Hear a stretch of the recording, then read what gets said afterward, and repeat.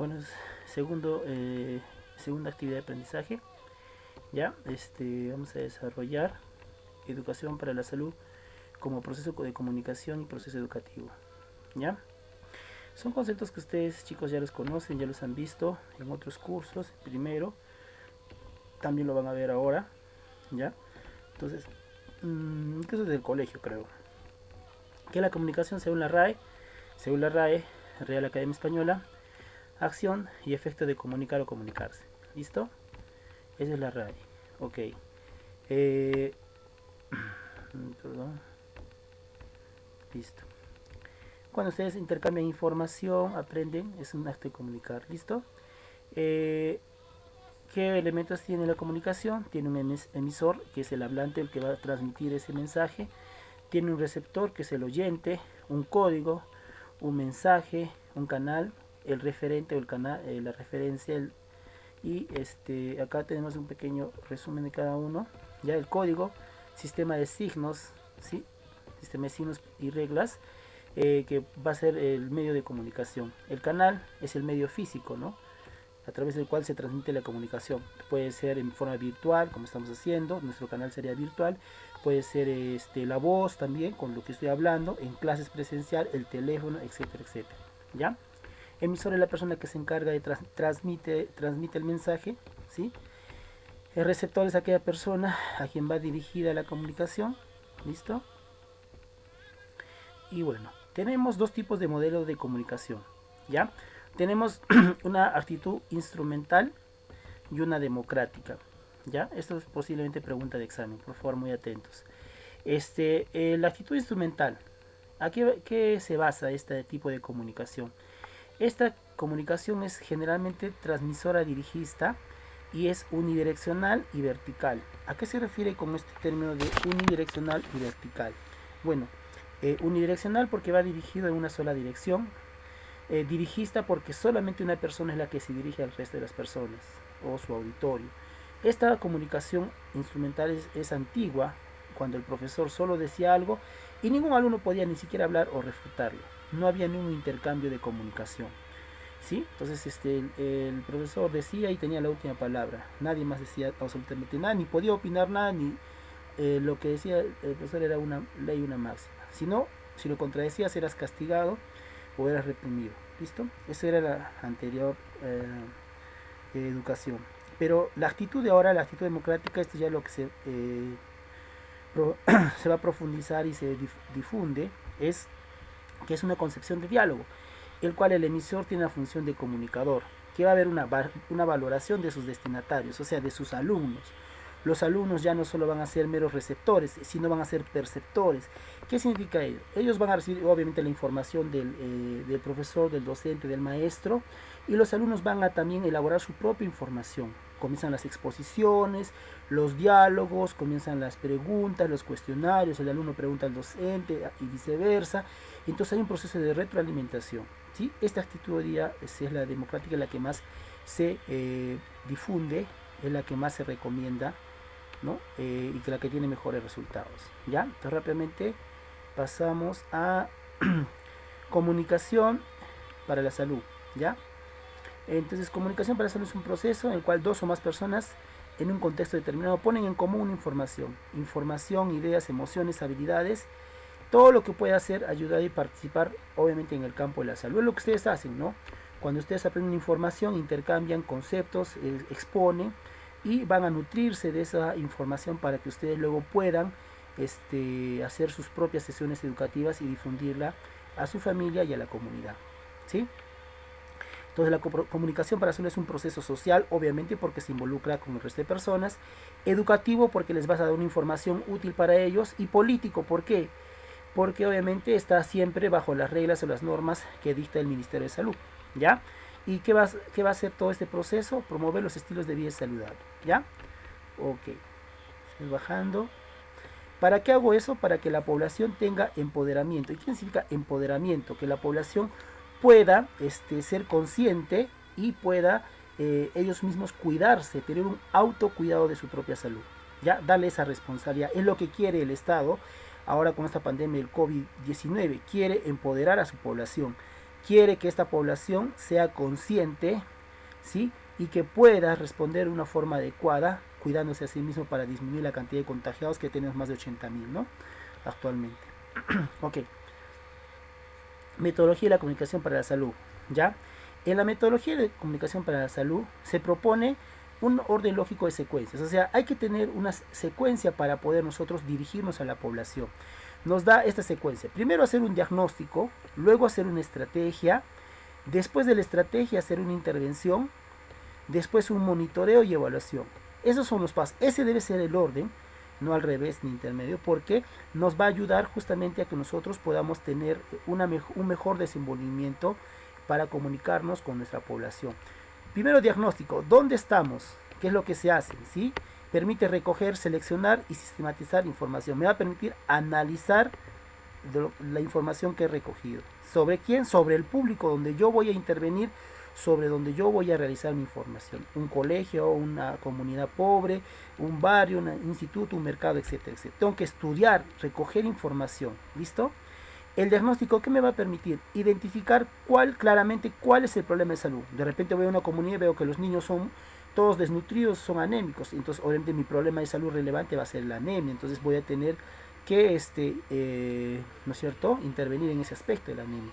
De repente voy a las escuelas, es una institución educativa de secundaria. Entonces veo que de repente cuarto y quinto secundaria, veo que los problemas son de repente de autoestima, ¿no es cierto? Tengo que darles charlas de repente de planificación o métodos de protección, porque ya muchos inician relaciones sexuales, ¿sí? Entonces tengo que enfocarme a mi población de riesgo, ¿ya?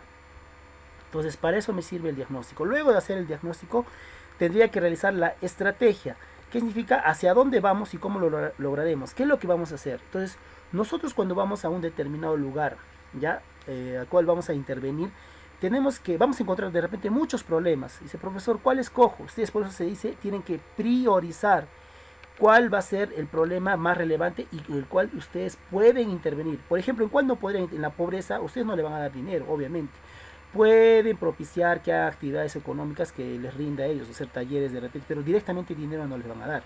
Pero sí, por ejemplo, podrían hacer charlas de anemia, hacer sesiones demostrativas de alimentos para las madres, para que puedan preparar a sus hijos alimentos que sean ricos en hierro. Eso sí podrían hacer, ¿ya? Entonces, se prioriza, ¿ya?